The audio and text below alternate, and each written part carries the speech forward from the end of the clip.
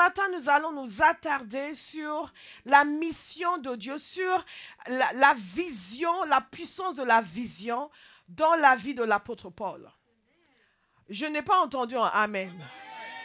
Vous devez penser que vous êtes dans une église traditionnelle, mais vous êtes à Abba House. Dites à quelqu'un, tu es à Abba House. Ici, nous participons au message. Ce n'est pas un discours magistral, c'est un dépôt divin. Alléluia. Donc, je reçois ce dépôt divin. Au nom de Jésus. Nous allons nous attarder sur la puissance de la vision dans la vie de l'apôtre Paul. L'apôtre Paul est un homme que j'aime beaucoup. Ceux qui sont à Bahas depuis un certain moment savent que je ne cesse de le dire. Quand je vais arriver au ciel, après le Seigneur Jésus, il faut que je voie l'apôtre Paul. Parce que c'est un homme extraordinaire. Et nous sommes des hommes et des femmes extraordinaires. Ok, il n'y a que ceux qui se sont concernés qui ont dit Amen. Moi, je suis une femme extraordinaire. Je choisis de ne pas être ordinaire. Je choisis d'épouser la vision de Dieu, d'être rempli de la pensée de Dieu et de vivre une vie conforme à la volonté du Père. L'apôtre Paul a dit cette phrase qui me travaille en continu. Je n'ai pas désobéi à la vision céleste. Est-ce que je peux prophétiser sur quelqu'un ce matin? Vous n'allez pas désobéir à la vision céleste. Au nom de Jésus. Et tout ce qui fait obstacle à la manifestation de la volonté de Dieu dans votre vie, de sa vision dans votre vie, vous quitte. Amen. Au nom de Jésus, je vais accomplir ma destinée. L'apôtre Paul, nous avons donc vu la puissance de la vision. Vous êtes certainement déjà dans Acte 26. La puissance de la vision de façon générale. Nous savons que la vision est caractérisée par le fait que souvent, en général, elle est radicalement différente de ce que nous vivons actuellement. Alléluia, nous allons voir ça dans la vie de Paul. Et non seulement cela, elle est souvent démesurée par rapport à ce que nous pouvons imaginer. Et non seulement ça, mais il y a un temps divin pour l'accomplissement des choses. Et non seulement ça, j'ai dit qu'elle est souvent démesurée, mais elle défie la logique humaine. Pour quelqu'un qui jusque-là n'a pas accepté ce que Dieu dit le concernant ou ce que Dieu dit concernant Abba House parce que ça lui paraît trop grand, sachez que la vision de Dieu défie la logique humaine. C'est pour ça que vous pouvez dire je suis quelqu'un d'extraordinaire. Alléluia. Il y a des gens qui vous voient, qui voient quelqu'un qui rame. Non, non, non. Vous êtes quelqu'un d'extraordinaire qui va faire la volonté de Dieu dans sa génération. Gloire à Dieu, et la vision doit être communiquée. Nous avons aussi compris que la vision de Dieu, quand vous êtes habité par la vision de Dieu, il y a des choses magnifiques qui se passent. Il y a une puissance qui est communiquée et qui génère l'action. Je dis toujours que ce que nous faisons est le fruit de ce que nous croyons. Nous essayons de changer ce que nous faisons, mais changeons ce que nous croyons. Changeons ce que nous pensons et ce que nous faisons aussi va changer. Alléluia. God is a good God. Et quand nous épousons la vision de Dieu, elle nous pousse à l'action. Quand nous épousons la vision de Dieu, elle élève notre pensée. Elle fait sortir la grandeur de nous. Quand nous épousons la vision de Dieu, elle nous permet de supporter l'affliction. Et ce matin, nous allons voir les afflictions que Paul a supportées. Quelqu'un sait déjà que c'est un message très encourageant. Quand nous épousons la vision de Dieu, nous sommes en mesure de faire les sacrifices nécessaires. Quand vous pensez encore que quelque chose est trop, on vous demande trop, Dieu vous demande trop, c'est que vous n'avez pas encore épousé sa vision. Quand vous épousez pleinement sa vision, elle va vous habiter, elle va vous dévorer. Vous allez y penser matin, midi et soir. Vous allez en rêver la nuit et vous ne pourrez plus concevoir votre vie autrement qu'en faisant ce que Dieu a demandé de faire. Alléluia. God is a good God. La vision de Dieu fait de nous en signe et en prodige. Ah, c'est le témoignage de quelqu'un qui est devant moi. Quand nous épousons la vision de Dieu, elle façonne notre identité. Elle change l'image que nous avons de nous-mêmes. Nous commençons à nous voir comme Dieu nous voit. Et quand vous vous voyez comme Dieu vous voit, c'est bon. Le reste est réglé. Ah, quelqu'un n'a pas encore saisi. La vision de Dieu nous amène à rejeter le statu quo. Quelle que soit la durée de la situation, vous croyez qu'elle va changer. Il y a des gens qui regardent, qui voient cette nation, qui voient les nations d'Europe et qui sont pessimistes. Moi, je suis très optimiste parce que j'ai épousé la vision de Dieu. Et je sais que Dieu a la capacité d'accomplir ce qu'il dit. Il l'a déjà fait, il le fera encore. Et encore. Est-ce que quelqu'un veut dire et encore? Et encore. La vision de Dieu vous amène à savoir dans quelle direction aller. Dieu intervient en continu. Et un point qui est important, quand vous épousez, vous êtes dans la vision de Dieu, vous passez de rencontres surnaturelles en rencontres surnaturelles. Parce que Dieu est présent. Quand vous êtes là où il vous dit d'être, il est présent. God is a good God. God is a good God. Et il y a tellement de choses que nous pourrons dire. Mais regardons un peu ce que l'apôtre Paul dit concernant sa vision. Concernant la vision que Dieu lui a donnée. Parce que nous savons que cet homme avant n'était pas en phase avec Dieu. Il croyait être en phase avec Dieu, comme beaucoup d'entre nous. Mais il n'était pas en phase avec Dieu. Et Dieu, à un moment donné, lui a donné une rencontre extraordinaire qui a changé complètement le cours de sa vie. Je peux vous assurer que quel que soit là où vous êtes, quand vous épousez pleinement la vision de Dieu, votre vie va changer. Amen. Votre vie va changer. Votre vie va changer. Et Paul, il se tient devant le roi Agrippa pour expliquer pourquoi il était là où il était. Il avait été arrêté, il avait été conduit en Césarée, il est resté. Et quand Agrippa est venu voir le gouverneur, on l'a convoqué pour qu'il s'explique. Pourquoi tous ces gens veulent le tuer? Pourquoi tous ces gens en veulent à sa vie? Est-ce que je peux dire à quelqu'un que quand les gens sont contre vous, ce n'est pas nécessairement parce que vous avez mal fait? Ok, quelqu'un n'a pas encore saisi. Ah, la vision de Dieu ne veut pas dire que tout le monde va nous trouver merveilleux. Au contraire, c'est là où certains décident que nous devons mourir. L'apôtre Paul, les gens ont décidé qu'ils ne méritaient pas de vivre. Et donc, ils se trouvaient en prison. Il fallait qu'ils s'expliquent devant le roi Agrippa. Et dit, pourquoi tous ces gens en veulent à ta vie? Qu'est-ce que tu as fait pour devenir persona non grata? Pour tous ceux qui cherchent à être populaires, qui cherchent à ce que tout le monde trouve que vous êtes merveilleux. Si tout le monde vous trouve merveilleux, vous n'êtes pas dans la volonté de Dieu. Ah non, non, non. Parce que quand on est dans la volonté de Dieu, il y a des gens qui n'aiment pas les choses de Dieu. Qui ne vont pas vous trouver merveilleux. C'est juste une parenthèse. Je sais que ça va bénir quelqu'un. Alléluia. Moi, ça me bénit. Et la parole de Dieu nous dit aussi dans Actes chapitre 26. Agrippa dit à Paul, il t'est permis de parler pour ta défense. Paul tendit la main et plaida sa cause ainsi. Je m'estime heureux, roi Agrippa, d'avoir aujourd'hui à me défendre devant toi de toutes les accusations portées contre moi par des Juifs. Car tu connais pleinement leurs coutumes et leurs discussions. Je te prie donc de m'écouter avec patience. Comment je me suis comporté dès ma jeunesse? Tous les Juifs le savent, puisque j'ai vécu dès le début au milieu de mon peuple à Jérusalem. Me connaissant depuis longtemps, ils savent, s'ils veulent bien en témoigner, que j'ai vécu en pharisien, selon le parti le plus strict de notre religion. Et maintenant, je suis traduit en justice parce que j'espère en la promesse que Dieu a faite à nos ancêtres. Cette promesse, nos 12 tribus espèrent en obtenir l'accomplissement, en rendant nuit et jour avec ardeur en culte à Dieu. Et c'est à cause de cette espérance, roi, que je suis accusé par les Juifs. Voilà pourquoi donc vous semble-t-il incroyable que Dieu ressuscite les morts? Pour ma part, écoutez attentivement, pour ma part, j'avais cru devoir agir vigoureusement contre le nom de Jésus de Nazareth. C'est ce que j'ai fait à Jérusalem. J'ai jeté en prison beaucoup de chrétiens, car j'en avais reçu le pouvoir des chefs des prêtres. Et quand on les condamnait à mort, je votais contre eux. Dans toutes les synagogues, je les ai souvent fait punir et je les forçais à blasphémer. Dans l'excès de ma fureur contre eux, je les ai même persécutés jusque dans les villes étrangères. C'est ainsi que je me suis rendu à Damas avec les pleins pouvoirs et en mandat des chefs des prêtres vers le milieu du jour, roi. Alors que j'étais en chemin, j'ai vu resplendir autour de moi et de mes compagnons de route une lumière venant du ciel, plus éblouissante que le soleil. God is good. Nous sommes tous tombés par terre et j'ai entendu une voix qui me disait en langue hébraïque, « Saül, Saül, pourquoi me persécutes-tu? Il te serait dur de te rebeller contre les aiguillons. » J'ai répondu, « Qui es-tu, Seigneur? » Et le Seigneur a dit, « Je suis Jésus, celui que tu persécutes. Mais lève-toi et tiens-toi debout, car je te suis apparu pour faire de toi le serviteur et le témoin de ce que tu as vu et de ce que je te montrerai. Je t'ai choisi du milieu de ce peuple et des non-juifs vers qui je t'envoie. Je t'envoie leur ouvrir les yeux pour qu'ils passent des ténèbres à la lumière et de la puissance de Satan à Dieu, pour qu'ils reçoivent par la foi en moi le pardon des péchés et une part d'héritage avec les saints. C'est pourquoi, roi Agrippa, je n'ai pas résisté à la vision céleste. Aux habitants de Damas d'abord, puis à ceux de Jérusalem, dans toute la Judée et aux non-juifs, j'ai annoncé qu'ils devaient se repentir et se tourner vers Dieu en adoptant une manière d'agir qui confirme leur changement d'attitude. Voilà pourquoi les Juifs m'ont arrêté dans le temple et ont essayé de me tuer.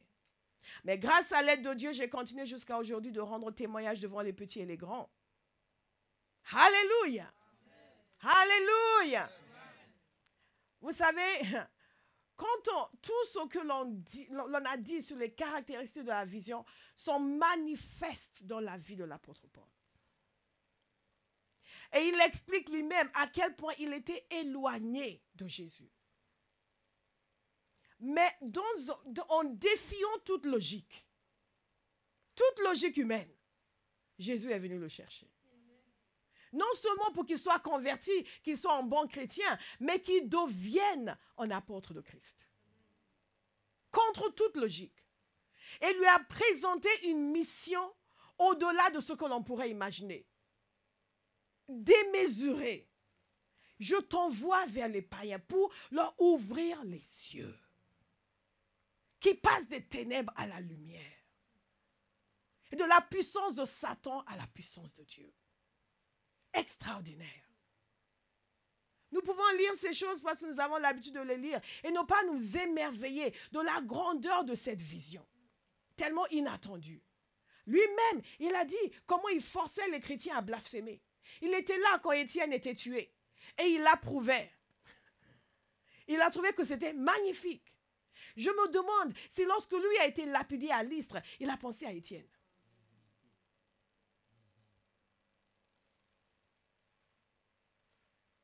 La parole de Dieu nous dit dans Acte 8 qu'il approuvait l'exécution d'Étienne. Il respirait toujours la menace et c'est pour ça qu'il était parti à Damas. Et sur le chemin, Jésus l'a rencontré. Alléluia. Il a écrit aux églises de la Galatie en leur expliquant comment il était avant. Et il leur disait ceci, je persécutais à outrance l'église de Dieu. Je cherchais à la détruire. Au cas où quelqu'un pouvait penser que non, il n'était pas si mauvais que ça. Non, il cherchait à la détruire. Et il a fait un revirement à 180 degrés.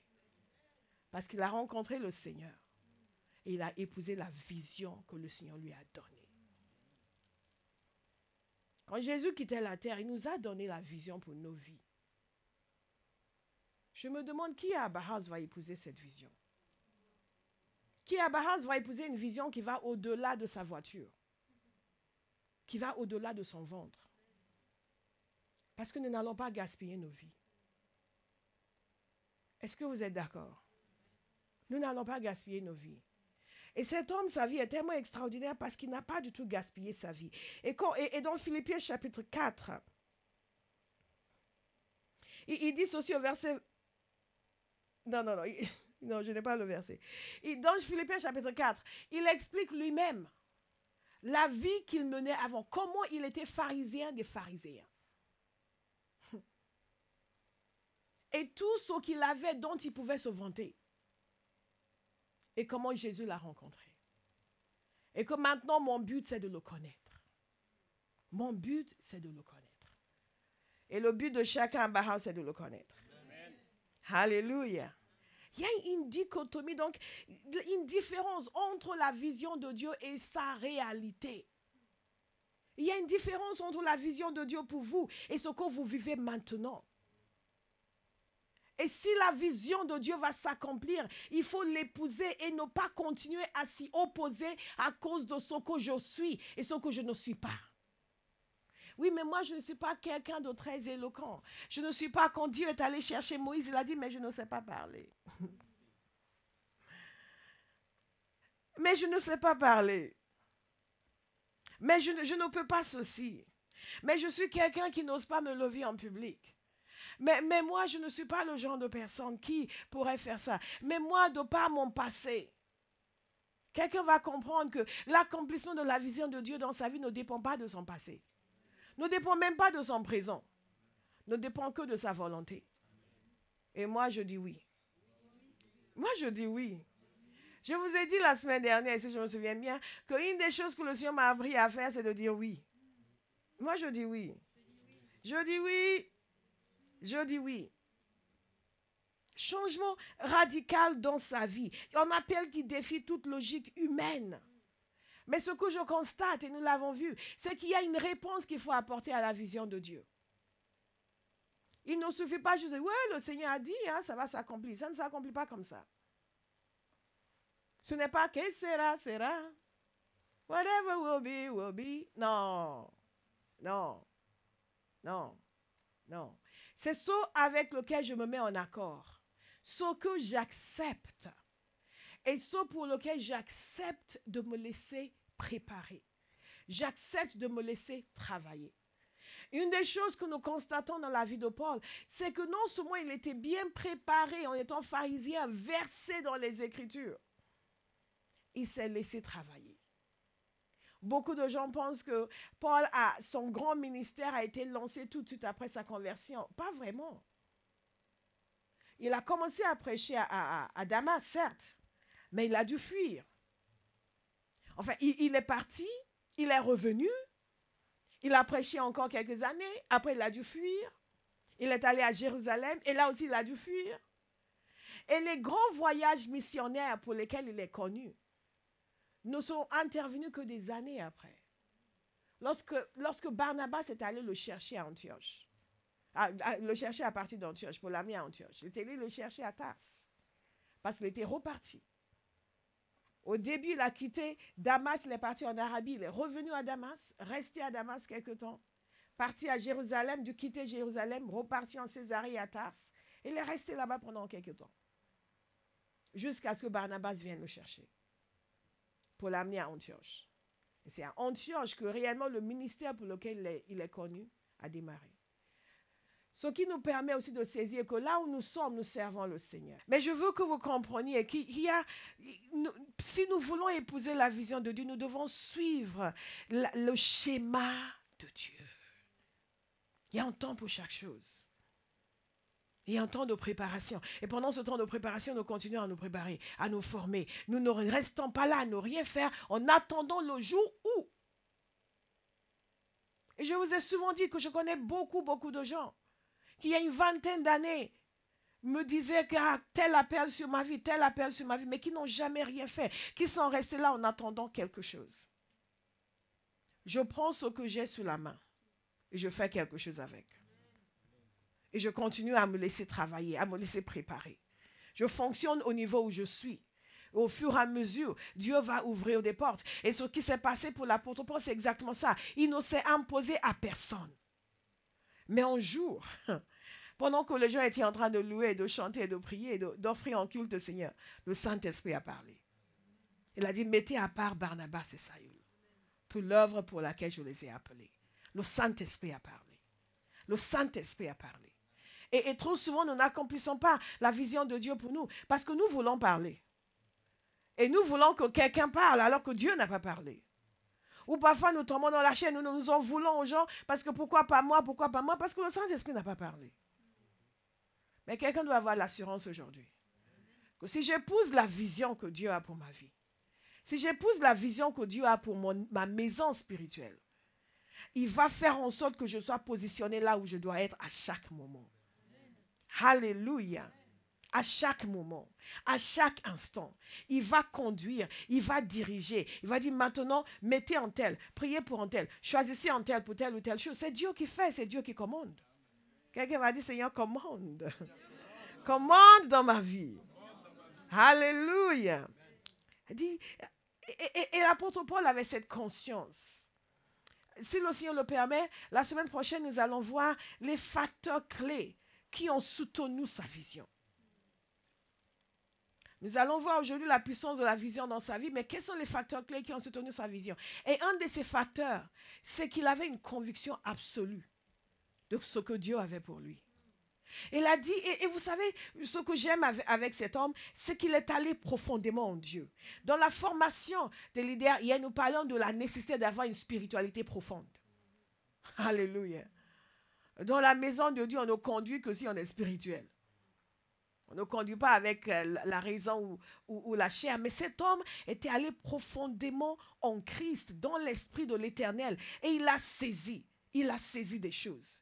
Et il a compris que ce n'était pas juste une idée que Jésus a eue pour dire, tiens, je vais choisir ce Paul-là, tiens, je vais lui faire une blague, puisqu'il m'attaque, je vais le prendre, il va me servir. Non, non, non.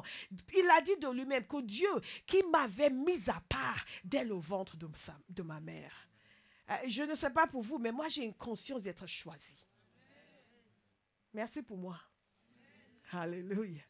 J'ai cette conscience, j'en suis convaincue, je suis choisi, appelé, mis à part.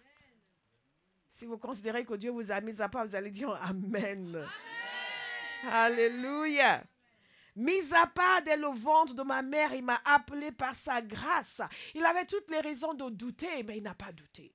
Vous n'allez plus douter. Il n'a pas douté parce qu'il pouvait dire, ouais, ben, je ne sais pas, c'était juste parce qu'il avait pitié de moi que Jésus m'a sauvé parce qu'il a vu tout le dégât que j'ai fait. Quelqu'un qui était mis à part dès le ventre de sa mère et qui, en dépit de cela, a causé autant de problèmes à l'église. Imaginez comment Satan peut complètement fourvoyer un appel et une destinée. Il y a tellement de gens qui ont reçu une vision de Dieu ou qui ont reçu un appel de Dieu, mais qui n'ont pas compris ce que Dieu voulait vraiment faire avec leur vie. Ils sont encore dans un autre camp que celui du Seigneur. Ils sont encore dans un autre fonctionnement que ce que Dieu a pour eux. Si c'est votre cas, Dieu va vous libérer. Amen. Alléluia. Amen. Il était mis à part dès le ventre de sa mère. Mais il était en train de s'opposer à l'appel de Dieu sur sa vie. Pour que nous comprenions à quel point notre vision peut être, notre compréhension de la vision de Dieu peut être limitée. Notre compréhension de l'appel de Dieu et de ce que nous sommes censés faire peut être complètement à côté par rapport à ce que Dieu veut vraiment. C'est la raison pour laquelle nous devons chacun de nous avoir un cœur d'enfant.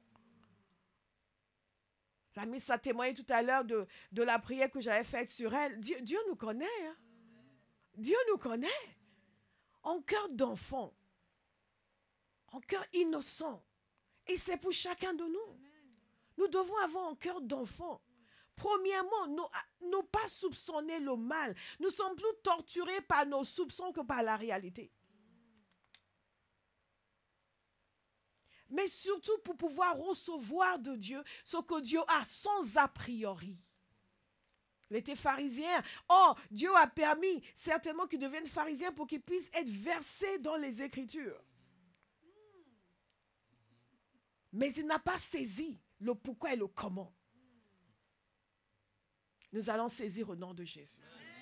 Nous allons saisir au nom de Jésus. Et nous voyons la puissance de la vision de Dieu dans sa vie. Parce que cette vision de Dieu pour sa vie l'a poussé à l'action. Il n'a pas résisté. Il n'a pas désobéi à la vision céleste. Dès qu'il l'a compris, il l'a saisi et ça l'a poussé à l'action. Si vous êtes encore là, on doit vous supplier pour que vous serviez le Seigneur. Vous sortez évangéliser, vous n'êtes pas content. Vous n'avez pas encore saisi la vision de Dieu. Ce n'est pas parce que quelqu'un vous a fait du mal, c'est que vous n'avez pas encore saisi la vision de Dieu. Demandez à quelqu'un, est-ce que tu as saisi? Alléluia. Est-ce que vous me suivez? Nous sommes dans l'église obligés de cajoler les gens. De les cajoler à chaque fois, les caresser dans le sens du poil, parce qu'ils n'ont rien compris. Et ils ne veulent pas comprendre. Ils veulent juste se sentir bien. Nous ne sommes pas sauvés pour nous sentir bien. Nous sommes sauvés parce que Dieu a eu pitié de nous. Il voulait nous délivrer d'une destinée éternelle éloignée de lui. Et nous ayant sauvés, nous sommes appelés à le servir. Si en service quelconque dans la maison de Dieu, vous n'aimez pas, ça vous fatigue, vous devez renouveler votre intelligence. Vous devez renouveler votre intelligence. Nous n'allons pas vous demander pardon. Nous allons simplement vous dire de grandir. Alléluia. Parce que ce même Dieu qui, quand vous ne l'attendez pas, fait en sorte qu'on déclare une parole de vie sur vous. Ce même Dieu qui, quand vous ne l'attendez pas, vous donne une délivrance spectaculaire. Il exige aussi que vous le serviez. Est-ce que quelqu'un veut dire j'épouse la vision de Dieu? J'épouse la vision de Dieu. Alléluia. Si vous pouvez recevoir, on prie, on exhorte, vous êtes délivré, vous êtes libéré, vous êtes aussi, on peut aussi vous dire, va servir le Seigneur. Alléluia.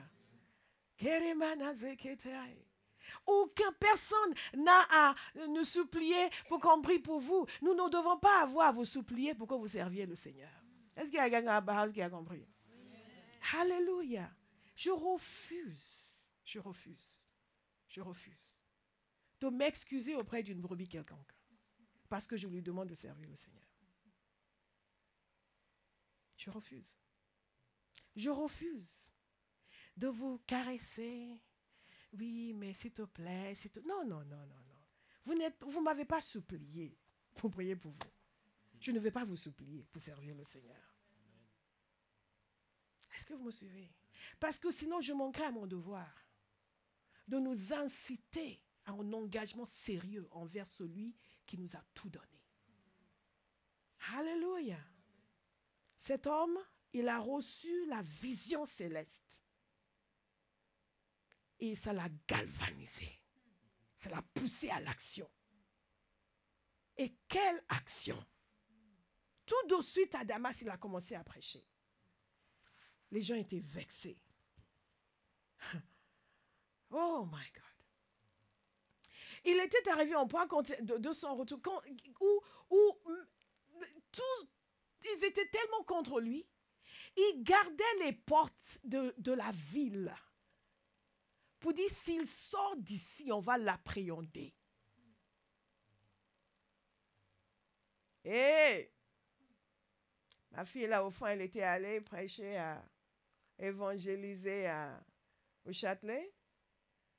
Et elle s'est fait un peu chahuter. Et ça l'a marqué. Elle a mis des années à y retourner. Est-ce que nous pouvons remercier Dieu que l'apôtre Paul avait une autre compréhension des choses de Dieu? Mais quand elle y est retournée, elle y est retournée avec force. Amen. Elle y est retournée avec vigueur. Amen. Elle avait appris quelque chose. Elle ne se laissait plus faire. Vous n'allez plus vous laisser faire. Amen. La puissance de la vision de Dieu dans la vie de l'apôtre Paul a fait que même lorsque les gens cherchaient, vous savez ce qu'ils ont fait? Ils gardaient les portes pour l'appréhender et ils ne pouvaient donc pas sortir par les portes de la ville. Ils l'ont mis dans une espèce de panier. Et ils ont mis une corde et ils l'ont fait... Vous savez, à l'époque, les villes avaient des murailles. N'est-ce pas? Pour sortir, il faut passer par les portes. Donc, ils l'ont fait descendre dans un panier d'une autre partie des murailles. Et il a pu s'échapper. La puissance de la vision. Qui pousse à l'action. Et évidemment, il ne s'est pas dit, non, c'est fini, hein, tout ça, c'est fini. Il est parti tout de suite à Jérusalem. Et à Jérusalem, ils ne voulaient pas le recevoir. Même les frères et sœurs avaient peur de lui. Mais Barnabas l'a amené vers eux. Et leur a expliqué que Dieu l'avait rencontré. Et que sa vie avait changé. Waouh! Waouh! Waouh! Waouh! Waouh! Vous savez, l'apôtre Paul, on estime qu'il s'est converti vers l'année 36, plutôt 36, et qu'il a exercé le ministère pendant une 30aine d'années. Et quand vous lisez le livre des Actes, vous voyez ces différentes étapes, ces différentes péripéties. Mais en réalité, le livre des Actes ne couvre pas tout le ministère de l'apôtre Paul, parce qu'il s'arrête à son emprisonnement à Rome. Nous savons qu'il a été libéré par la suite, qu'il a fait d'autres voyages, il a fait d'autres visites. Mais rien que ce que nous voyons dans le livre des Actes, une vie active pour le Seigneur. Une vie active pour le Seigneur. Regardez, la parole de Dieu nous montre par exemple que quand il est allé, Barnabas est allé le chercher à Antioche. Ils sont restés là pendant une année avec le peuple à prier et à servir le Seigneur, à enseigner la parole de Dieu. Et quand le Saint-Esprit est intervenu pour les envoyer, ils sont partis. Ils sont partis ensemble, ils sont allés à Salamine, ensuite ils sont arrivés à Paphos. C'est à Paphos qu'ils ont rencontré Bar Jésus. Qui connaît Bar Jésus? il n'a pas été accueilli à bras ouverts. Il y avait déjà un opposant sur la place. Dieu a agi puissamment pour neutraliser Bar Jésus. Ils ont continué sur leur chemin. Ils ont continué leur voyage. Ils sont allés à Perge en Pamphylie. Et c'est là où Jean a trouvé que c'était trop compliqué. Il les a quittés, Jean-Marc. Et ensuite, ils ont continué. Ils sont allés à Antioche en Pisidie. Et c'est là où la semaine suivante, presque toute la ville était sortie pour entendre l'évangile. Mais là aussi, ils ont quitté Antioche en Pisidie, ils sont allés à Iconium. Ils ont annoncé l'évangile, ils ont quitté Iconium, ils sont allés à Lystre et à Derbe. Et ensuite, ils sont revenus encore pour faire le tour. Dieu est merveilleux. Amen. Dieu est merveilleux. Dieu est. Dieu est. Dieu est. Et finalement, ils sont retournés à Antioche et ils ont raconté tout ce que le Seigneur faisait. Ils ont été envoyés à Jérusalem pour régler un contentieux parce qu'il y avait des légalistes qui étaient venus pour imposer la loi aux païens. Ils sont allés voir, il y a eu le conseil de Jérusalem et sur le chemin, il parlait aux gens pour dire tout ce que le Seigneur faisait. Il est resté actif, dites actif, actif, actif. Et quand ils sont revenus, à un moment donné, il a dit à Barnabas, écoute, il faut qu'on retourne pour voir comment vont les églises. Parce que ce n'est pas comme maintenant où tous les serviteurs de Dieu cherchent une grande église et on va les inviter pour prêcher. Ils vont avoir beaucoup d'honoraires. Non, ce n'est pas comme maintenant. À l'époque, il n'y avait pas ça. C'était eux qui devaient commencer les œuvres. Ils arrivaient, ils prêchaient l'évangile, ils constituaient une église. Ils arrivaient, ils prêchaient l'évangile, ils constituaient une église.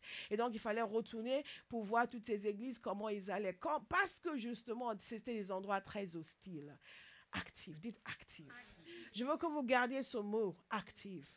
Active. Et que chacun commence à mesurer et évaluer sa vie, le degré d'activité divine dans sa vie. Non pas l'activité de Dieu, mais son activité dans le royaume de Dieu.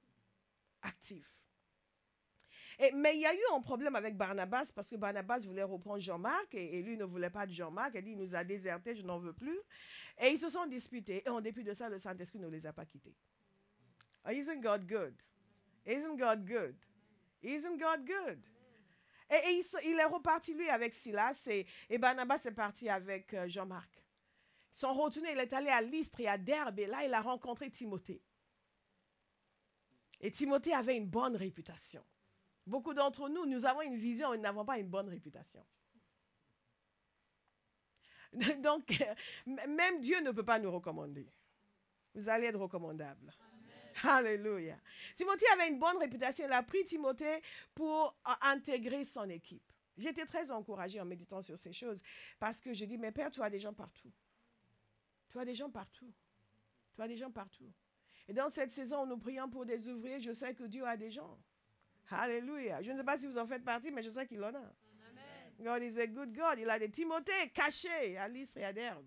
God is a good God. Il a pris Timothée avec lui et ils ont continué leur chemin.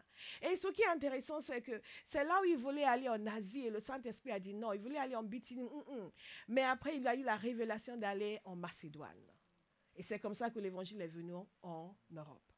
Il est allé à Philippe, il n'y avait pas de synagogue, mais il est allé à un endroit où les gens priaient. Il a retrouvé des femmes qui étaient là-bas. God bless the ladies.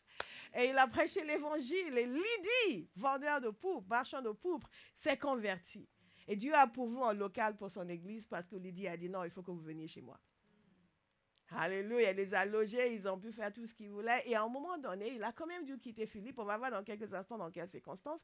Il a quand même dû quitter Philippe, mais il a continué son chemin. Il a passé par tout. Il est allé à Thessalonique. Et à Thessalonique, c'était intéressant parce qu'il est resté 3 semaines. Il a prêché pendant 3 sabbats. Et il y a eu beaucoup de convertis. Mais il a dû aussi quitter Thessalonique. Il est allé à Athènes. Là, à Athènes, il était tout seul. Et Athènes, c'était très intéressant parce que ces Grecs, ils aimaient discuter de toutes sortes d'idées nouvelles. Donc, quand Paul est arrivé, ce n'était pas comme dans la synagogue où certains écoutaient, certains étaient non, on ne veut pas de ça. Ils voulaient entendre. En fait, ils l'ont appréhendé. Ils disent, viens, toi, là, de quoi tu parles? Ils l'ont amené pour qu'il vienne leur présenter ses idées. Et il leur a présenté l'évangile. Ce Dieu inconnu que vous servez, je viens vous en parler. À chaque endroit, il a agi. Dites actif. S'il y a un mot que vous retenez de ce message, c'est qu'il faut être actif pour le Seigneur. La vision que Dieu a pour nos vies s'accomplit quand nous devenons actifs. Elle ne s'accomplit pas au fond de notre sommeil, au fond de notre lit. Elle ne s'accomplit pas quand nous sommes en train de prier. La prière, c'est la préparation pour la vision. Ensuite, il faut agir. Il faut faire quelque chose. Trop de gens vous disent, oui, mais moi je suis en prière, moi je suis en prière. Tu n'es pas la seule personne qui sait prier. Tu n'es pas la seule personne qui sait prier. Jésus nous a dit, allez et faites des nations des disciples. Il n'a pas dit, allez et priez pour les nations. Est-ce que vous avez remarqué? Et les gens disent, oui, mais nous on est dans l'adoration. Oui, l'adoration est puissante, mais il n'a pas dit, allez et adorez. God is a good God. Parce que nous avons des vaches sacrées dans l'église. Nous avons des idoles. Et nous pensons que nous faisons la volonté de Dieu parce que nous avons nos idoles. Regardez les États-Unis. Combien de chants ils nous ont donnés ces dernières années. Cette société est en train de péricliter. L'évangile est totalement marginalisé. L'église chrétienne est marginalisée. Or, ils ont passé des décennies à nous envoyer des chants de louange. Et des décennies à faire des conférences sur l'intercession, sur ceci, sur le prophétique, et tout ce que vous voulez. Mais l'Église n'a pas cessé de s'affaiblir. J'aime l'adoration. Mais notre mission sur la terre, ce n'est pas l'adoration. Notre mission sur la terre, c'est de gagner des âmes. C'est de prêcher l'Évangile.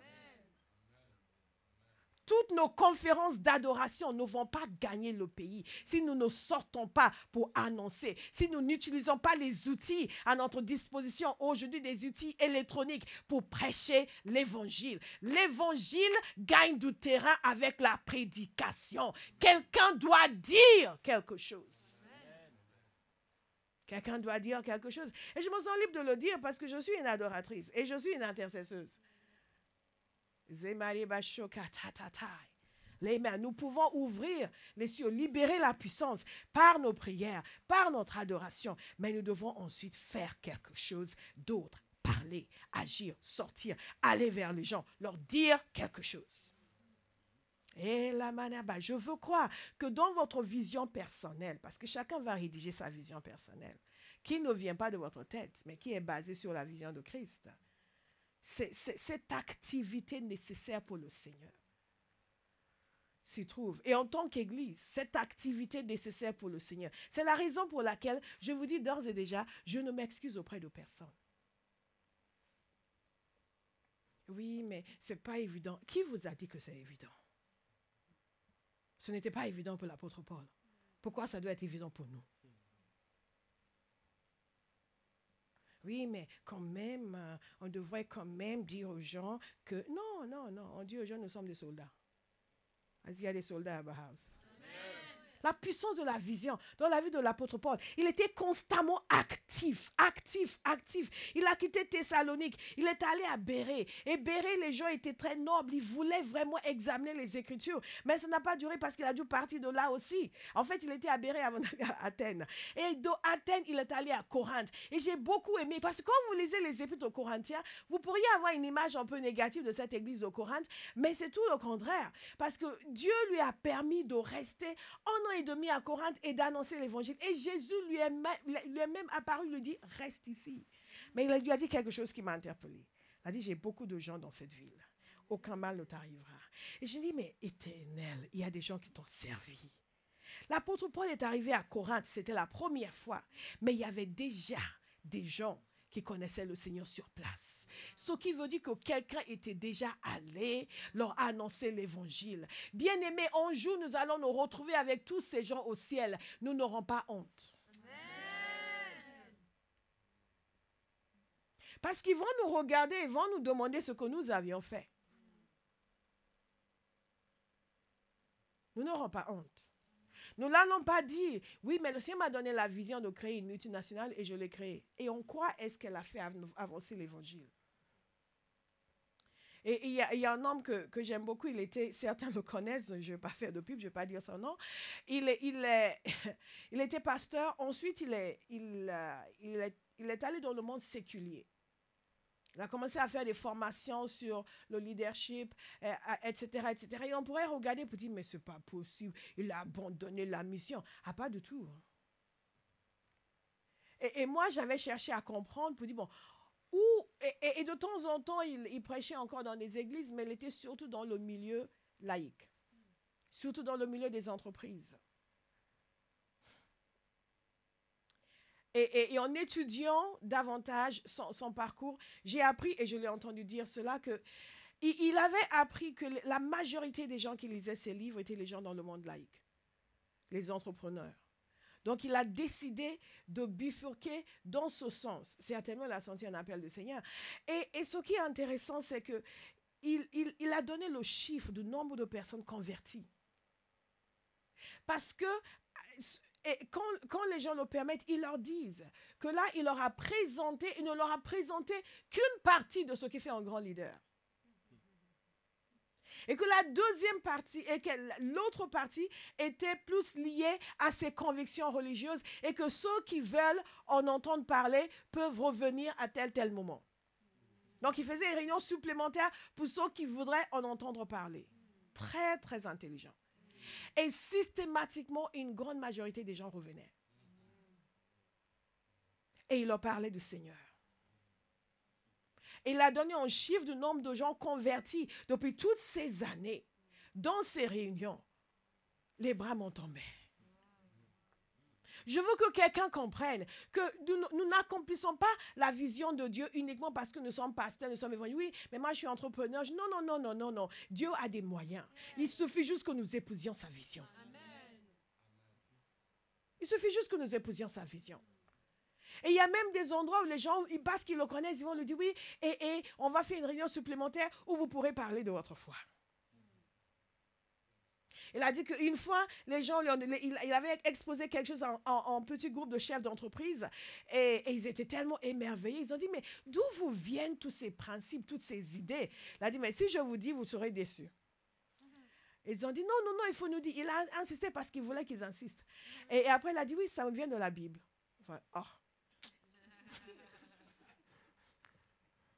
Et il leur a dit, en bas, pendant le cocktail, je suis à votre disposition. Ceux qui veulent entendre parler de Jésus peuvent venir me voir. Quand il est allé au cocktail,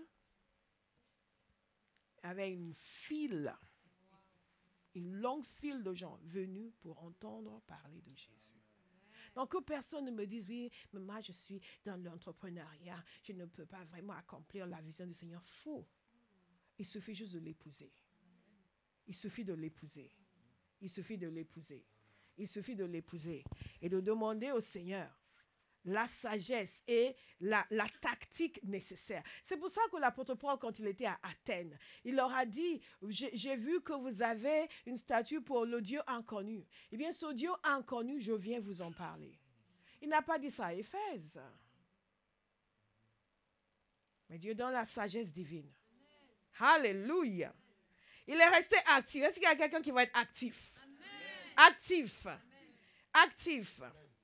Et ensuite, il est parti de Thessalonique à Éphèse. Il n'est pas resté longtemps à Éphèse. Ils lui ont dit de rester là. Non, je vais revenir. Il est parti en Césarée. Et ensuite de retourner à Antioche en Syrie. Vraiment extraordinaire. Actif. Actif. Mais il y a aussi un troisième voyage missionnaire qui est noté dans le livre des Actes. On suppose que vu le fait que le livre des Actes ne couvre pas tout son ministère, il a dû faire encore d'autres voyages missionnaires. Mais le troisième qui est noté dans le livre des Actes, c'est le voyage missionnaire qu'il a fait en Galatie, en Phrygie. Ensuite, le grand voyage qu'il a fait en Éphèse.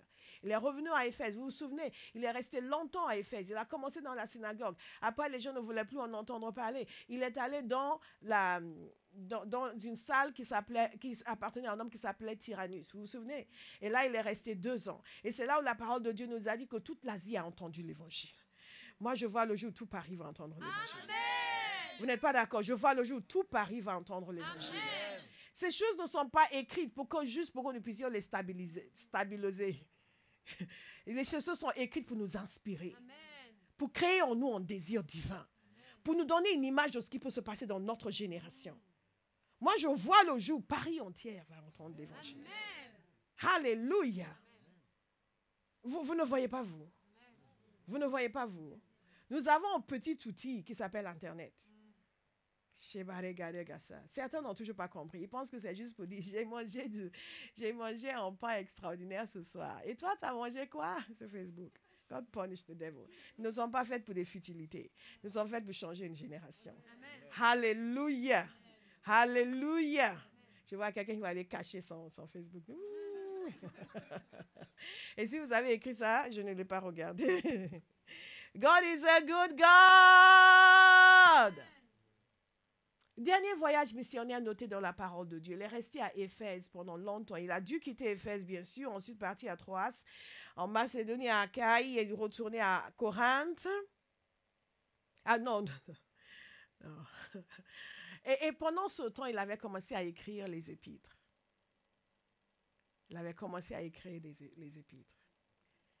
Actif, dites actif. Il prêchait, il écrivait. Il prêchait, il écrivait. Il prêchait, il écrivait. Il prêchait, il écrivait.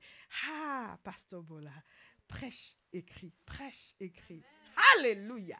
I just got a revelation. Il prêchait et il écrivait. Il prêchait et il écrivait. Il prêchait et il écrivait. Dites actif. Actif. Actif. Actif. Et actif ne veut pas dire assister au culte le dimanche, ni à la prière le samedi. Ça veut dire prêcher l'évangile. God is a good God.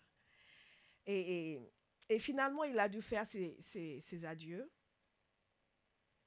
Il est allé à Troas, ensuite il est allé à Assos, Mytilène, tous ces endroits.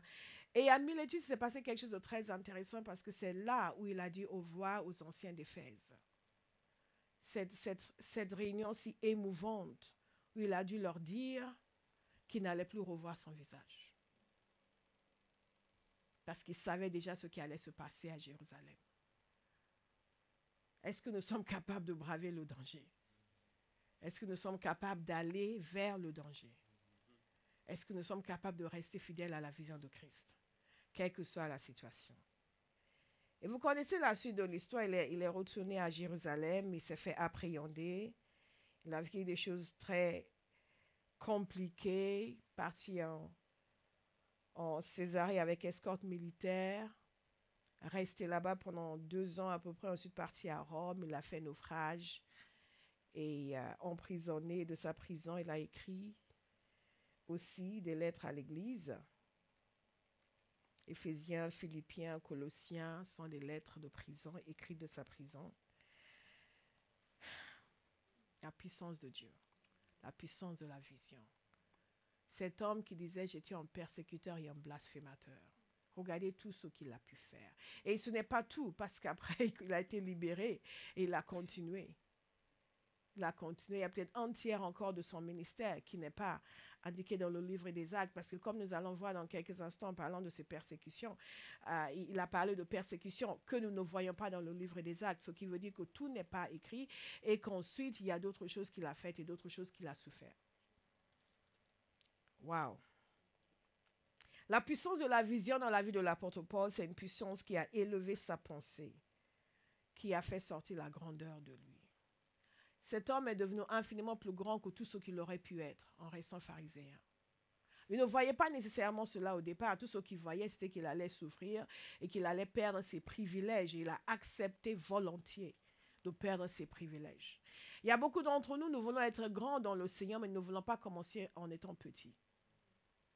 Donc Dieu ne peut pas nous élever parce que tout ce que nous voulons, c'est la grandeur. Ce n'est pas sa grandeur à lui. Dieu veut des gens qui vont bâtir son royaume, pas qui vont construire leurs empires. Et ça, c'est quelque chose qui était particulier avec cet homme. Il n'a pas vu nécessairement qu'il allait être un grand apôtre. Il a vu ce qu'il allait devoir souffrir. Et le Seigneur lui a dit ce qu'il allait devoir souffrir. Mais il a accepté. Alléluia. Alléluia. Qu'est-ce que vous feriez si le Seigneur devait venir vous dire que vous allez souffrir pour lui? Est-ce que vous accepteriez quand même de le servir? Une des choses qui se passe lorsque nous acceptons et nous épousons pleinement la vision de Dieu, et c'est pour cela qu'il faut l'épouser pleinement. Il faut méditer sur la vision de Dieu pour votre vie. Il faut méditer sur la vision de Dieu pour votre église. Quand vous intégrez à Bauhaus et quand vous dites que nous sommes obsédés par le salut de notre génération, et que vous dites « Ah oui, oui, moi aussi ». Et après, quand on vous dit, bon, ok, on va organiser un groupe qui va aller dans tel endroit, qui va aller faire telle activité pour pouvoir toucher les gens, vous faites, oui, mais je ne sais pas pourquoi on oblige les gens. On n'oblige pas les gens, on a signé un contrat. On a passé un accord. Alléluia. On a passé un accord. Tu as dit qui nous sommes. Ce à quoi nous sommes appelés. Tu as dit, oui, j'aime, parce que tu as aimé l'onction. Alléluia. Dites à quelqu'un, nous avons passé un accord. Nous avons un contrat. Alléluia. Nous avons un contrat. God is a good God. Tandis que c'est Dieu qui t'a restauré.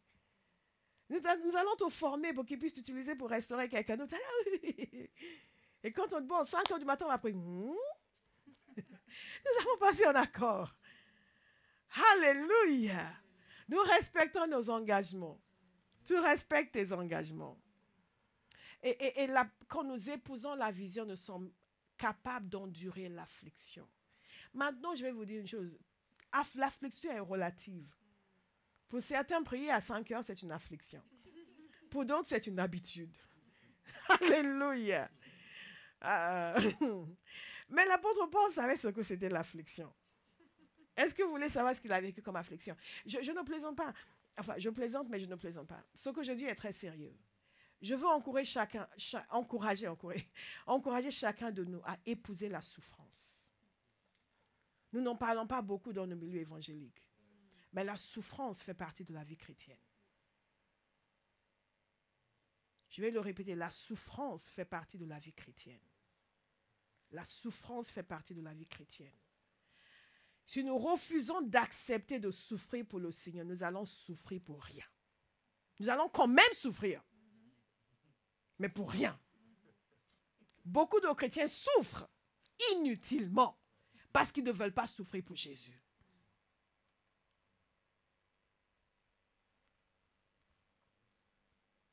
Nous avons reçu le même esprit que les apôtres. Nous avons reçu le même mandat. Nous avons reçu le même Seigneur.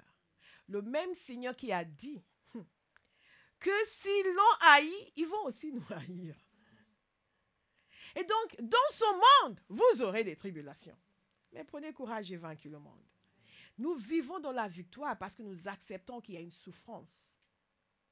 Beaucoup de gens veulent, oui, la victoire, c'est sur mon voisin. Non, ton voisin n'est pas ton problème. Alléluia. Si nous acceptons déjà le fait que nous allons souffrir, nous cessons de dire, oui, mais moi c'est pas évident pour moi. Évidemment, c'est pas évident pour toi. Qui a dit que c'était évident pour toi? Mais fais-le quand même. Dites à quelqu'un, fais-le quand même. Nous ne sommes pas ici pour rendre les choses évidentes. Non, nous sommes ici pour avancer même quand ce n'est pas évident. Oh, il y a quelqu'un qui n'est pas content. Je vais le répéter. Nous ne sommes pas ici pour rendre les choses évidentes. Nous sommes là pour avancer même quand ce n'est pas évident. Qu'est-ce qui est évident dans la vie? Même le fait d'amener un enfant au monde, ce n'est pas évident. Pourtant, c'est une bonne chose. Vous allez accoucher, ça devrait sortir. Choup! Et vous y allez. Maintenant, ce n'est pas évident. Vous élevez un enfant, ce n'est pas évident. Rare les enfants où c'est évident. Rare. Il y a toujours un moment de... Même l'enfant le plus parfait. Est-ce que vous me suivez? Qu'est-ce qui est évident dans la vie? Pourquoi nous voulons que l'accomplissement de la vision du Seigneur soit à notre convenance? God punish the devil. Nous sommes délivrés de ces bêtises. Nous sommes délivrés de ces bêtises. Les gens souffrent pour rien au lieu de souffrir pour Jésus. Quand vous souffrez pour Jésus, il est là à vos côtés. À Corinthe, Jésus a pris la peine d'aller parler à Paul. Il dit, n'aie pas peur, Paul. Je suis avec toi. Reste là. Waouh! C'est quand même extraordinaire. C'est quand même extraordinaire. Alors que nous, on souffre parce qu'on a désobéi, on souffre, et Satan vient nous attaquer. Et nous sommes là, pasteur, il faut jeûner. Je ne jeûne pas, obéis au Seigneur. C'est tout. Ça suffit. On veut affamer les serviteurs de Dieu. Je refuse de jeûner pour les gens qui sont désobéissants. Tu sais ce que tu dois faire. Obéis au Seigneur. Sers Dieu. Fais quelque chose. Contribue à l'avancement du royaume de Dieu. Ne viens pas me demander de jeûner parce que tu as des problèmes. Et tu ne peux qu'avoir des problèmes. La désobéissance conduit inéluctablement à des difficultés. Même l'obéissance vient avec des difficultés. Combien même la désobéissance aura des difficultés. Même ceux qui sont obéissants ont des problèmes. Nous nous occupons de ceux qui sont obéissants. Ceux qui sont désobéissants, va d'abord obéir. On va considérer si oui ou non on peut jeûner pour toi. Et soyons réalistes. Il y a la souffrance dans le monde. Est-ce qu'il y a quelqu'un ici qui n'a jamais souffert? On va faire la délivrance. God is a good God. Est-ce que nous pouvons être vrais, les chrétiens, acceptant de souffrir pour le Seigneur? Acceptons ce qui ne nous arrange pas. Acceptons. Dieu ne nous a pas promis une vie où tout va nous arranger. Si tout devait nous arranger, c'est que Dieu est devenu charnel comme nous. En Dieu saint ne peut qu'exiger de nous des choses qui ne nous arrangent pas, parce que nous ne sommes pas toujours sanctifiés dans notre fonctionnement. Mais je veux que vous compreniez ceci, que quand nous épousons la vision de Dieu, la vision de Dieu nous rend capables d'affronter les difficultés, d'affronter des souffrances. Là où avant pour vous, vous leviez à 3 heures pour prier, c'est une souffrance, ça va devenir un plaisir. Ça va devenir quelque chose que vous êtes motivé pour faire parce que vous avez un objectif. Alléluia. Vous avez un objectif. C'est la raison pour laquelle les étudiants sont capables d'étudier toute la nuit. Parce qu'ils ont une vision. Ils ont une vision. Ils se voient déjà diplômés. Ils sont déjà en train de s'imaginer sortir avec leur diplôme d'ingénieur. Ils s'appellent déjà Monsieur l'ingénieur. Et d'autres s'appellent déjà docteur. On faisait ça quand on était à la fac. On s'y voyait déjà. On faisait même des jeux, oui. Quand tu vas venir me voir dans mon bureau. Tu vois, mon bureau, ce n'est pas des petits bureaux de... On décrit le bureau, on décrit la scène, on décrit comment elle va être installée, comment on va s'habiller. Power dressing à l'époque. Power dressing. Et comment stepping out. Et comment on va marcher. Comment on va sortir dans le bureau du secrétaire pour dire Monsieur Antel, j'ai des rendez-vous aujourd'hui? Ah oui, madame, vous avez beaucoup de rendez-vous. Vous avez un tel... D'accord, je vous appellerai. Et on crée cette scène. Vous ne l'avez pas fait, vous? Vous manquez d'imagination. On crée la scène, on a une vision. Elle était claire, on était motivés pour étudier toute la nuit. Surtout, on n'allait pas revenir. Non. Elle va revenir, il fallait sortir. J'ai eu un message du Nigeria, carrément une amie qui me demande de prier pour son fils qui a toujours été brillantissime. Mais il a eu un problème avec un prof et ça remettait tout en question. Et du Nigeria, j'ai reçu un texte pour prier. Pour que vous voyez que, wow! C'était important. Il fallait qu'il réussisse. Les choses de Dieu doivent devenir importantes pour nous. La vision que Dieu a dessinée pour votre vie doit devenir importante pour vous. On peut endurer les souffrances quand on a épousé la vision de Dieu. Je vais vous dire rapidement ce que l'apôtre Paul a enduré. Attachez vos ceintures. Alléluia. Et à partir de là, tout le monde va trouver que wow, la vie est tellement facile pour moi. Wow, que les choses sont simples. On va au Châtelet, on se fait chahuter, mais c'est rien. C'est rien du tout. Ben, on va chanter à Montparnasse, puis je nous regarde de trouver, oh, ça n'a aucune importance. Vous savez qu'il avait commencé à Damas. Et déjà à Damas, c'était très dangereux. Je vous ai dit comment ils l'ont mis dans un panier pour qu'il puisse s'échapper. Et il n'a pas été traumatisé. Vous ne serez plus traumatisé. Amen. Au nom de Jésus. Il n'a pas été traumatisé. À Jérusalem, il a subi le rejet de la part de l'Église, mais il n'a pas été traumatisé. Ils ont fini par l'accepter, mais après, il a été persécuté. Il a dû encore s'enfuir. Et quand finalement ils sont entrés dans ce grand ministère pour lequel le Saint-Esprit les a appelés, nous avons constaté que par la suite, tout est devenu simple, n'est-ce pas? Ils n'ont plus eu de problème parce que le Saint-Esprit avait donné une vision et lui et Barnabas sont partis. Et à partir de là, ça... N'est-ce pas? Non? Non, parce que Dieu avait parlé. Dieu avait parlé, donc c'était devenu facile. Non? Vous êtes sûr? Non, c'est le Saint-Esprit qui a parlé. Et c'est suite à une période de jeûne, il a parlé. Et ils ont prié pour eux, ils les ont envoyés. Et après, plus de problème. Non? Non? Non? Ah non. Pourquoi donc nous pensons que nous ne devons pas avoir des problèmes dans l'Église? Pourquoi donc, dès qu'il y a des difficultés, que des oppositions, des problèmes, ou oui, mais si Dieu était là, si vraiment c'était la volonté du Seigneur, God punish the devil. Soyez délivrés des idées fausses. Quelqu'un m'avait dit il y a des années de cela, mais si c'est la volonté de Dieu, ça devrait être facile, non? Vous ne croyez pas qui? M'avait dit ça. Aujourd'hui, bien sûr, vous connaissez la personne, vous n'imaginerez jamais. Hein? Bien sûr, je ne désigne personne. Vous n'imaginerez jamais. Mais quand quelque chose est la volonté de Dieu, ça devrait être facile, non? Je dis, il y a de travail à faire ici. Glory to God. Ne soyez pas si allergiques à la souffrance. Demandez au Seigneur de vous donner la capacité, la upomone. L'épître de Jacques, upomone, traduit par patience, persévérance. C'est littéralement la capacité d'endurer et de vaincre. Alléluia. La capacité d'endurer et de vaincre. Donc très rapidement, je vais vous dire ce qui lui est arrivé.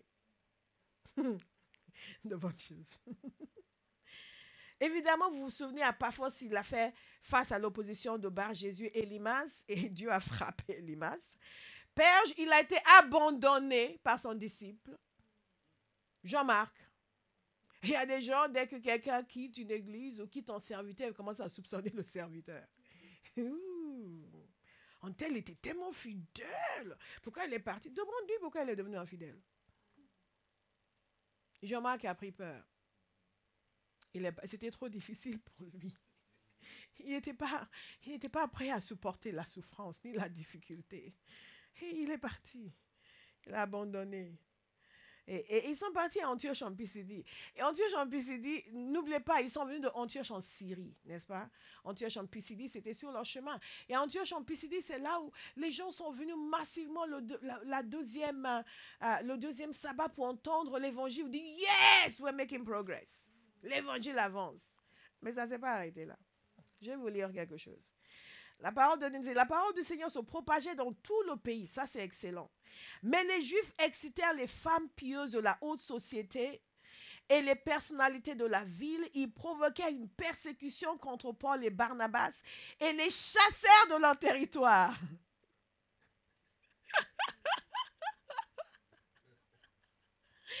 Paul et Barnabas secouraient contre la poussière de leurs pieds et allèrent à Iconium. Quant aux disciples, ils étaient remplis de joie et du Saint-Esprit. Alléluia. God is a good God. Ils les ont chassés. J'imagine la scène. J'imagine la scène. On ne sait pas si c'est par charter. Ah, certains sont très jeunes, ne connaissent pas la référence politique. Ils ont provoqué une persécution contre eux, ils les ont chassés. Ils sont allés à Iconium. Ce qui est extraordinaire, c'est que à Iconium, ils ont commencé à prêcher l'évangile. Il y a des gens qui ont cru. Mais il y a des gens qui n'étaient pas d'accord. Et d'ailleurs, si vous voulez, on n'aurait pas pensé que les choses allaient se passer comme ça à Antioche. Parce que quand ils sont arrivés, l'apôtre Paul a fait exactement la même chose que Étienne avait fait.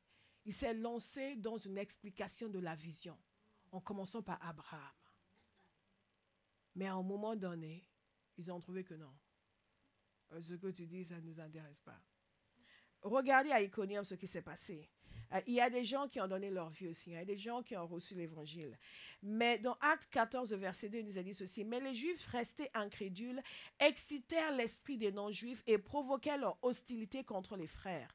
La population de la ville se divisa. Les uns étaient du côté des Juifs, les autres du côté des apôtres. Alors que les non-Juifs et les Juifs, avec leurs chefs, se préparaient à les maltraiter et à les lapider. Et qu'est-ce qu'ils ont fait? Ils se sont enfuis. Ils ont été chassés d'Antioche, ils se sont enfuis d'Iconium. À chaque fois ils commencent, ils ont l'impression que l'évangile passe. Et l'évangile passe, il y a des gens qui donnent leur vie au Seigneur. Mais après, la persécution commence. La persécution commence. Ils ont fui et ils sont allés à Lystre. Et à Lystre, il s'est passé quelque chose d'extraordinaire. Il y a un garçon qui était infirme depuis sa naissance et qui a été guéri. Dites miracle extraordinaire. Mais vous savez ce qui s'est passé par la suite? Ils ont voulu offrir en culte, leur offrir en culte. Vous me suivez? À Paul et à Barnabas. Et ils ont refusé. Ils leur ont donné le nom de leur divinité grecque. Ils ont refusé.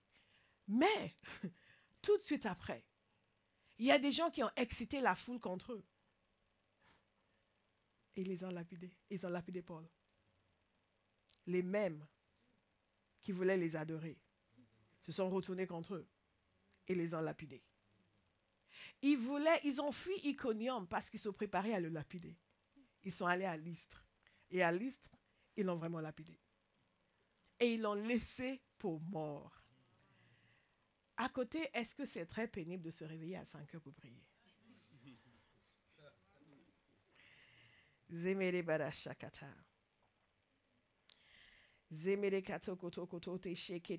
Après avoir lapidé Paul, ils le traînèrent hors de la ville, pensant qu'il était mort. Vous comprenez, ce n'était pas pour le punir, c'était pour le tuer.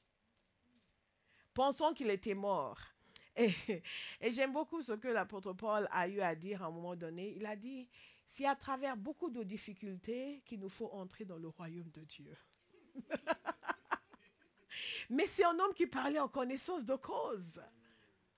Quand vous dites, oui, tu sais, on a passé 3 heures au Châtelet à évangéliser et on est allé tous les jours cette semaine, c'est à travers beaucoup de difficultés, on est en droit de rire. Mais un homme qui a été lapidé et laissé pour mort, s'il nous dit qu'il y aura des difficultés, on peut le croire. La prochaine fois que vous n'avez pas envie de faire quelque chose que vous êtes censé faire, dites, c'est à travers beaucoup de difficultés que nous entrons dans le royaume de Dieu. C'est à travers beaucoup de, dites-le avec foi, beaucoup de, si nous saisissons cela, nos vies vont devenir très sympathiques, très agréables. Alléluia. Très rapidement, qu'est-ce qui est arrivé à Paul? La capacité d'endurer les difficultés, la capacité de supporter. Parce que j'ai une destination, je vise quelque chose. Je suis obsédé par une idée, je suis obsédé par une ambition. Il faut absolument que cela s'accomplisse. Ce pour lequel Christ m'a appelé. Cette conscience d'avoir été choisi. D'avoir été choisi. Me pousse à continuer, me pousse à avancer. Il y a des problèmes et des difficultés, je continue, j'avance. Il y a des gens qui disent, oui, je ne peux plus aller à l'église parce que mes amis ne sont pas contents. Que Dieu vous aide. Beaucoup de difficultés. Beaucoup de difficultés. Beaucoup de difficultés. Beaucoup de difficultés. Et vous savez ce qui lui est arrivé à Philippe? À Philippe, il a prêché l'évangile. Et les gens ont été touchés.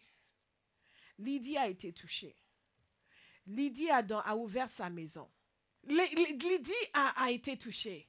Sa maison a été ouverte. Mais à un moment donné, il y a des gens qui ont trouvé que nous n'aimons pas ce message.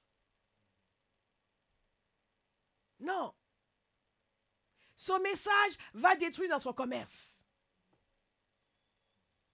Pas pour des raisons théologiques, pas pour des raisons philosophiques, mais pour des raisons bassement commerciales. Parce qu'il dit que toutes ces divinités ne sont pas des dieux. Et nous, c'est notre métier. Et les gens vont se détourner. Ils ont provoqué une émeute. Juste pour ça. Paul s'est retrouvé appréhendé, battu et mis en prison. Et à chaque fois, nous célébrons la délivrance de Paul de prison.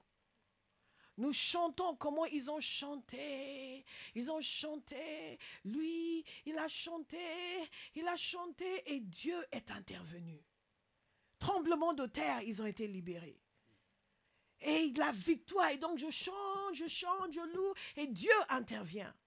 Mais avant cela, il a été battu. Et il a été emprisonné. Il n'y a pas de victoire sans affliction. Alléluia. Puis tu reçois la victoire en dépit de l'affliction. La parole de Dieu nous dit dans Actes 16, notez bien au verset 22, la foule s'est aussi soulevée contre eux et les juges ont fait arracher leurs vêtements et ordonné qu'on les batte à coups de fouet. Waouh! Après les avoir roués de coups, ils les ont jetés en prison en recommandant aux gardiens de la prison de les surveiller de près. Face à une telle consigne, le gardien les a jetés dans la prison intérieure et a emprisonné leurs pieds dans des entraves. Il a fait un excès de zèle. Mais ils s'en sont sortis. Nous allons voir le secret de cet homme la semaine prochaine. À Thessalonique, il a été menacé de mort. Et il a dû partir. Ils ont provoqué des attroupements. Ils ont semé le trouble dans la ville. Il a dû partir. À Bérée, il y a aussi une agitation de la foule. Après que l'évangile a été accepté, à Athènes, ils se sont moqués de lui. À Corinthe, il l'entraînait en jugement. À Éphèse, je viens de parler, non, c'était à Éphèse, il y a eu l'opposition. L'opposition des orphelins, c'était à Éphèse. Il y a eu l'opposition. Wow. À Troas, il y a eu un complot contre lui. Est-ce que vous suivez? Est-ce que vous suivez? Wow. God is a good God. God is a good God. Wow. God is a good God. Après, il est retourné à Jérusalem. Et à Jérusalem, ils l'ont appréhendé. Ils l'ont arrêté. Ils ont voulu le tuer. C'était l'officier romain qui l'a sauvé. Ils ont fait un complot. Certains, une quarantaine d'hommes, se sont mis sous malédiction de ne rien manger tant qu'ils n'ont pas tué Paul. C'est ce degré de haine. Ce degré de haine. Certains d'entre nous, nous avons un problème parce qu'il y a des gens dans notre famille qui ne nous aiment pas parce qu'on est chrétien. Et alors? C'est ce degré de haine.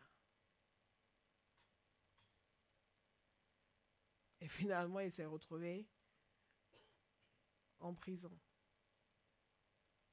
D'abord en détention et ensuite finalement en prison à Rome. Bon, il pouvait rester dans sa propre maison louée. Mais dans toutes ces choses, il n'a pas un seul instant songé à faire autre chose. Il n'a pas un seul instant reculé. Il ne s'est pas retiré un seul instant. Il n'a pas trouvé que finalement ma vie d'avant était meilleure. Il n'a pas trouvé que finalement tous ces chrétiens sont des gens pas très sympathiques, donc moi je vais pas me casser les pieds. Non. Non. Combien d'entre vous, nous, la moindre chose, le moindre problème, la moindre difficulté, nous nous retirons. Nous sommes là sans être là. Nous commençons à ménager nos efforts, mesurer notre contribution. God punish the devil. Ce que moi je trouve extraordinaire, c'est qu'un homme puisse être à ce point consumé par la vision de Dieu, consumé par la mission de Christ, et ne vivre que pour ça. Et ne même plus mettre en avant ses propres sentiments ni ses propres émotions, ni ses propres besoins. Et il a dit clairement à un moment donné que lui aussi, comme certains des apôtres, il a le droit de prendre une épouse avec lui. Mais il a choisi de ne pas le faire. Quand vous êtes obsédé par la vision de Dieu, vous êtes prêt à faire des sacrifices que pour d'autres seraient inimaginables. Et on ne perd pas au change. On ne perd pas au change. On ne perd vraiment pas au change. Je veux juste clarifier quelque chose. À Philippe, il a subi une opposition. L'opposition qu'il a subie à Philippe, c'était parce qu'il avait libéré cette jeune fille qui avait un esprit de divination et que ses maîtres n'ont pas du tout apprécié. Et c'est à Éphèse qu'il a subi l'opposition des personnes qui trouvaient qu'ils mettaient en péril leur commerce. Vous me suivez? Parce que c'est justement Éphèse, le grand temple de Diane. C'était à Éphèse. Après y être resté, après avoir prêché pendant très longtemps. Il ne faut pas penser que parce que nous faisons la volonté de Dieu, nous n'allons jamais avoir des difficultés. Il y a quelqu'un qui m'avait dit une fois, être allé dans une assemblée, s'y trouvait bien, et après voulait s'en aller, ne même pas rester longtemps, mais voulait s'en aller, ayant appris qu'ils avaient eu des problèmes. Et je n'ai pas trop compris quel était le lien entre son départ et le fait qu'ils avaient eu des problèmes. Pas des problèmes liés à empêcher quelqu'un qu'ils aient compris, mais ils ont été attaqués, comme ça peut arriver. Mais ce que j'ai compris, c'est que cette personne voulait un endroit où tout baignait. Tout baigne, tout va merveilleusement bien, tout est parfait, tout est extraordinaire. Et donc je lui ai dit,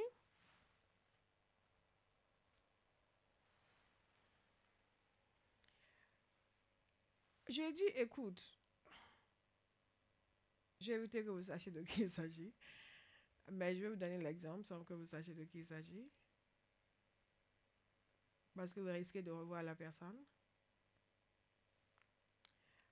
Je lui ai dit, écoute, tu es venu ici pendant une année. Tu ne t'es jamais engagé pour servir. Tu es allé là-bas pendant quelques mois, tu t'es engagé. Tu restes là.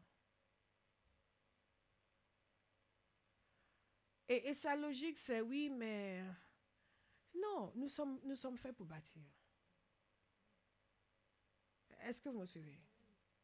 Ce n'est pas parce qu'il y a eu des problèmes qu'ils ont fait quelque chose de mal. Ok, c'était suite à un déménagement. Ils ont déménagé, ils étaient à un endroit, ils sont allés dans un autre endroit et apparemment, il se serait passé des choses. Comme par exemple, les chrétiens qui n'aiment pas déménager. Donc, quand l'église va déménager, on dit, ah non, moi aussi, je vais déménager. Est-ce que vous me suivez? Je veux que nous attaquions à cette mentalité qui consiste à chercher toujours le confort. À chercher toujours, à penser que l'église doit être un lieu où tout est parfait. Si une église est attaquée, ça veut dire que, oulala, il y a quelque chose de louche. Non, pas nécessairement. L'apôtre Paul a été attaqué toute sa vie et il n'était pas louche. Absolument pas. Et il y a des gens qui l'ont abandonné aussi parce qu'ils ont estimé que, oulala, c'est trop compliqué tout ça. Nous, on veut vivre. Mais il y a des gens qui lui sont restés fidèles. Parce qu'ils ont compris la grâce de Dieu qui était sur sa vie. Ils ont compris aussi que ce n'est pas beaucoup de difficultés que nous entrons dans le royaume de Dieu. Souvent, les gens ils aiment jusqu'à ce que quelque chose leur est demandé. Donc, je lui ai dit, écoute, si tu veux, tu dis à ce serviteur, s'il a besoin de quelque chose, moi, je veux bien qu'on se voit, si c'est une question de combat spirituel, parce qu'apparemment, il y a un combat spirituel dans cette région-là. Il y a un combat spirituel dans certaines régions de la banlieue parisienne, croyez-moi. Mais je veux simplement qu'à Barre, nous ayons la compréhension du fait que nous sommes les soldats de Christ. et que nous sommes censés endurer la difficulté. Nous sommes censés supporter et triompher de l'affliction. Et que nous servons le Seigneur, ce n'est pas nécessairement facile. Tout ce que vous recevez en Christ, quelqu'un a payé en prix. Quelqu'un a payé en prix. Payez le vôtre. Est-ce que vous me suivez? Il n'y a aucune onction sans un prix payé. Il n'y a aucune grâce sans que quelqu'un ait fait quelque chose, se soit positionné en Dieu pour que Dieu puisse passer par lui. Ne soyons pas tout le temps des gens qui nous avons juste les mains qu'on déverse tout sur moi, qu'on déverse tout sur moi. Soyons actifs. Faisons quelque chose. Alléluia. Et comme je vous dis toujours, assister au culte, ce n'est pas faire quelque chose. Hein. C'est recevoir encore plus de bénédictions. Qu'est-ce que je vais vous dire pour conclure sur cette partie? La puissance qui nous permet d'endurer l'affliction. L'apôtre Paul avait dit quelque chose concernant sa propre vie. Quand il a écrit aux Corinthiens, je veux voir si j'ai la citation pour vous. Il y a tellement de choses à dire. My God, you are amazing. Il a parlé de tout ce qu'il a enduré. Mare baba sokoto shebedekata toto toto sekete lande berekese mande keri baba sokora basata kara basokoto. 2 Corinthiens 11 verset 28. Il dit ceci, ils sont serviteurs de Christ. Je parle comme un fou, je le suis plus encore. J'ai bien plus connu des travaux pénibles, infiniment plus les coups, bien plus encore les emprisonnements. Remarquez, il a dit les emprisonnements. Et j'ai souvent été en danger de mort. Dites danger de mort. 5 fois. Je vais le dire, vous allez répéter après moi, si vous voulez bien. Parce que j'ai vraiment besoin, et moi, que Dieu change ma mentalité. J'ai besoin d'être coriace. J'ai besoin d'être unstoppable. J'ai besoin de ne pas, d'être du genre à ne jamais lâcher le morceau. J'ai besoin de cet entêtement divin qui va m'amener à démolir tout obstacle à la volonté de Dieu et à la vision de Dieu pour ma vie. Parfois, vous rencontrez des gens. Une fois, j'ai rencontré quelqu'un, pas loin d'ici. Et nous commençons à parler. La fille, quelqu'un que je connais commence à me parler de son enfant. Il m'a dit, oui, son enfant, maintenant, voilà, comment est-ce qu'on peut plus aller à l'église. Et je lui ai dit, écoute, il faut entrer en jeûne et en prière. Il faut saisir cette affaire à bras-le-corps. Tu ne peux pas être là à juste lamenter que ta fille va dans le monde. Fais quelque chose. C'est toi qui l'as amené au monde. Ta voix compte. Ah, d'accord. Et j'avais envie de la secouer. J'avais envie de la secouer. Dès que vous parlez de jeûne, les gens font non. Est-ce que si on ne jeûne pas, Dieu ne répond pas? Si, Dieu répond. Mais le jeûne nous aide à nous consacrer davantage. Ce n'est pas pendant que vous êtes en train de manger 10 fois par jour que votre prière va fuser. Vous aurez le ventre trop plein. Vous commencez à digérer. Quelqu'un doit réagir. Donc, vous allez dire après moi, parce que je veux que nous prenions conscience du fait qu'il y a certaines choses qui peuvent arriver dans la vie d'un enfant de Dieu. Ce que je lis, ce n'est pas un roman. Il y a des chrétiens qui vivent ça aujourd'hui. Il y a des chrétiens dont c'est l'expérience aujourd'hui. Croyez-moi, vos petits bobos ne comptent pour rien devant Dieu. Les excuses que nous nous faisons, les églises à Paris, ne comptent pour rien devant Dieu. Votre oui, mais moi je travaille tard. Tout ça, c'est de l'ingratitude caractérisée.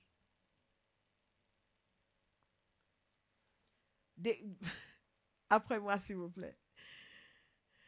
J'ai souvent été en danger de mort. 5 fois, j'ai reçu des Juifs les 40 coups moins 1. 3 fois, j'ai été fouetté. 1 fois, j'ai été lapidé. 3 fois, j'ai fait naufrage. J'ai été en danger sur les fleuves. En danger de la part des brigands. En danger de la part de mes compatriotes. En danger de la part des non-juifs.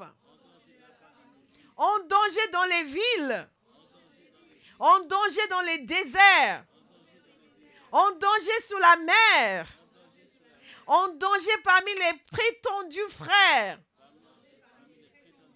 J'ai connu le travail et la peine. J'ai été exposé à de nombreuses privations de sommeil. À la faim et à la soif. À de nombreux jeûnes. Au froid et au dénuement. Et sans parler du reste. J'ai été assailli chaque jour par le souci que j'ai de toutes les églises. Waouh! Waouh! Waouh! Waouh! C'est Dieu de se réveiller à 5 heures pour prier. Waouh! Waouh! Qu'est-ce qui peut posséder un homme pour accepter de vivre de telles choses?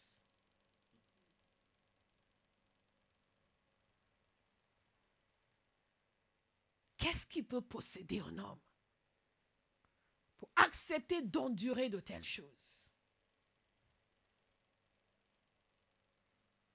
Comment se fait-il que ce Dieu si bon a permis à son apôtre de vivre de telles choses?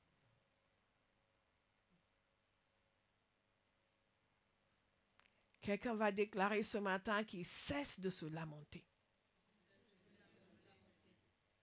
de magnifier les petites difficultés. Alléluia. Alléluia. Ces choses ont été écrites pour que nous comprenions comment les choses fonctionnent dans le royaume de Dieu. Elles ne fonctionnent pas selon notre pensée, mais selon sa pensée. Et si nous voulons vraiment vivre comme Dieu veut que nous vivions, nous devons choisir de penser différemment. Et cesser d'essayer d'amener tout le monde à accepter notre pensée. Que les choses fonctionnent comme nous aurions voulu. Et que Dieu accepte ma vision des choses. Non, moi j'accepte sa vision des choses. Sa vision des choses. Ce qui a de la valeur pour nous, nous sommes prêts à payer en prix. Nous sommes prêts à payer en prix. L'apôtre Paul, à la fin de sa vie, il a dit ceci à Timothée. Dans 2 Timothée 4. Vers la fin de sa vie, verset 6. Pour ma part, en effet, je suis déjà comme sacrifié. Et le moment de mon départ approche. J'ai combattu le bon combat, j'ai terminé la course. J'ai gardé la foi. Désormais, la couronne de justice m'est réservée. Le Seigneur, le juste juge, me la remettra ce jour-là. Et non seulement à moi, mais aussi à tous ceux qui auront attendu avec amour sa venue. Est-ce que vous me suivez? Il a dit, j'ai gagné. J'ai gagné. Nous pensons que oui, j'ai souffert. Non, lui, il dit, j'ai gagné. C'est un changement de mentalité. Donc, toutes ces souffrances, en fait, l'ont conduit à la victoire. Ces souffrances ne sont pas la défaite. C'est la victoire. D'autres qui restaient dans leur maison, qui roupillaient dans leur lit, eux ont connu la défaite. Parce que leur vie n'ont pas accompli l'objectif de Dieu. À chaque fois que vous travaillez pour le Seigneur, que c'est dur, que c'est fatigant, à chaque fois que vous poursuivez la vision qu'il vous a donnée et que c'est épuisant, réjouissez-vous. Réjouissez-vous. C'est là où beaucoup de gens perdent leur récompense parce qu'ils commencent à respecter. Ils commencent à envier les gens qui ne font rien. Oui, mais moi, mais un tel. Laisse un tel. Il va se retrouver devant son Dieu un jour. Mais moi, je vais mourir en disant, j'ai gagné. j'ai gagné. J'ai gagné. J'ai gagné. Et la manière de gagner en Christ, ce n'est pas de s'épargner, c'est de se donner. La manière de gagner en Christ n'est pas éviter l'inconfort, éviter la difficulté, c'est d'épouser pleinement la difficulté. Je ne sais pas si vous le savez, mais c'est la réalité. Mais il y a des choses qui nous aident. Et nous allons les voir la semaine prochaine. Parce que notre vision s'appuie sur un certain nombre de choses qui nous permettent, qui nous portent. Nous avons tous la même capacité d'endurer à cause du Saint-Esprit. C'est lui qui nous donne l'endurance. Nous avons la même capacité de triompher. Et le témoignage de Olive est particulièrement puissant parce que même quand l'ennemi vient vous oppresser, vous avez le choix de dire non. Mais si vous nourrissez l'oppression, vous allez vivre dedans. Mais ce ne sera pas votre témoignage. Alléluia. Ce ne sera pas votre témoignage. Aucun enfant de Abraham ne va vivre dans l'oppression. Au nom de Jésus. Au nom de Jésus. J'ai dit au nom de Jésus. Amen. Au nom de Jésus. Au nom de Jésus. Et tout ce qui vous sert de prétexte pour ne pas accomplir la vision de Dieu, vous allez dire c'est fini. Il n'y a plus de compagnonnage. Il n'y a plus de compagnonnage. Simplement, je vais inviter quelqu'un ce matin. À la suite de cette parole et à la suite de la prière que nous avons faite, à la prière hier, je vais inviter quelqu'un ce matin à dire au Seigneur, c'est à cause de la vision du Père que tu es venu sur terre. Tu as enduré les difficultés pour mon salut. Je reçois ce salut que tu m'as donné et qui t'a coûté quelque chose. Et je m'engage ce matin à épouser ta vision pour ma vie, quel que soit ce que ça va me coûter. Je vais le redire encore, vous pouvez paraphraser. Vous dites au Seigneur que c'est à cause de la vision du Père qu'il est venu sur terre et qu'il a souffert pour votre salut. Que vous recevez ce salut aujourd'hui, et vous vous engagez à épouser sa vision pour votre vie, quel que soit ce que ça vous coûte. Alléluia. Il y a quelqu'un ici qui a beaucoup pleuré. Et Dieu efface ses larmes et il enlève le sentiment de désespoir, le sentiment de comment je vais faire, je n'en sais plus rien. Dieu enlève ce sentiment. Dieu enlève ce sentiment. Et il fait un chemin là où il n'y a pas de chemin. Et hey, my God. Il y a un avenir, il y a une espérance. Il y a un renouveau, il y a un rétablissement. Wow. Il y a un renouveau, il y a un rétablissement, il y a un avenir, il y a une espérance. C'est barigabos tobere shakati. Nanene geri bagasa. Lenengeriba kotonde. Keki stabere stabara. Andera baregeze kata dare kata. Demanaka. Il y a quelqu'un qui doit cesser de tergiverser et décider je vais faire ce que Dieu veut. J'ai assez résisté. J'ai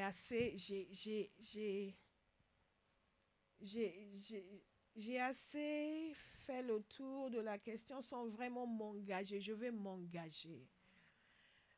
Vous voulez garder votre liberté, mais ce n'est pas comme ça que ça marche avec Dieu.